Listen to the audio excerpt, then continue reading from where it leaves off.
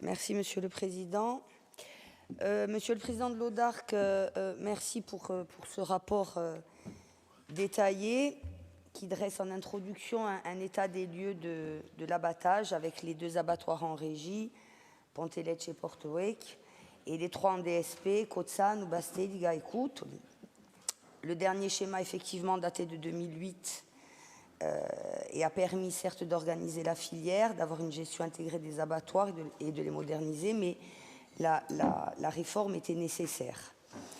Il y a eu des évolutions, notamment celles réglementaires liées à la PAC, le taux de chargement calculé sur les animaux abattus, le bien-être animal, la sécurité sanitaire, la qualité liée aux signes officiels de qualité, etc., qui obligeait donc à réviser ce schéma. L'étude, validée par la DRAF, l'Audarc et le SMAC, menée en 4 phases que vous avez décrites, bilan, besoin, stratégie, finalisation du schéma, a débouché sur les 6 axes qui constituent donc ce nouveau schéma. On retrouve la perspective d'un outil de découpe en prestation de services pour permettre la vente directe, même si je crois savoir que Cutoli dispose déjà des équipements nécessaires. Mais bon, dans l'ensemble, cela nous va. Je voudrais juste insister sur les structures à venir pour coller aux besoins et au maillage territorial. Un résumé est présenté à la page 32 de la version définitive. Donc la création d'un abattoir petit ruminant dans le nord de la plaine orientale, évalué à 7 millions d'euros, paraît bien engagée. La réhabilitation de celui de Porto-Vecchio pour le même montant également. Un peu de chauvinisme quand même, mais un chauvinisme justifié, notamment par les chiffres que vous avancez dans le rapport. L'Ouest Corse représente 20% du cheptel porcin et 15% de l'ovin caprin.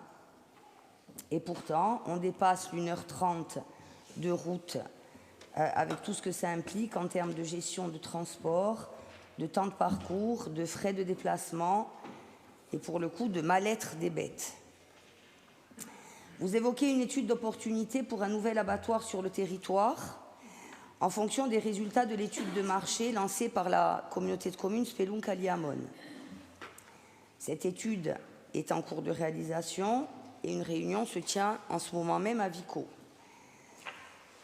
Alors, nous ne manquerons pas de vous faire part de l'issue de cette étude dès sa réception, c'est-à-dire début 2024. Et notre territoire espère fortement que son résultat sera pris en compte. Peut-être, Monsieur le Président, pouvez-vous vous y engager aujourd'hui à ce qu'elle soit prise en compte. Je conclurai sur la gouvernance avec l'annonce dans la fiche action 6 de la perspective de création d'un EPIC qui se substituerait au syndicat mixte. Nous avons des réserves sur la création d'un nouvel office. On sent une concentration sous l'autorité directe de la collectivité, même si, comme pour les chemins de fer, ça ne changerait pas grand-chose en termes d'implication budgétaire. Mais le syndicat mixte, que vous avez qualifié d'acteur incontournable, n'a pas démérité. Près de 11 millions d'euros d'investissement entre 2006 et 2022 et une participation active des communes propriétaires. Le mode de gestion ne paraît donc pas être remis en cause. S'il en était autrement, comme vous l'avez plus ou moins indiqué dans votre présentation, puisque nous disposons d'un office agricole, pourquoi ne pas trouver une solution interne à l'Audarc?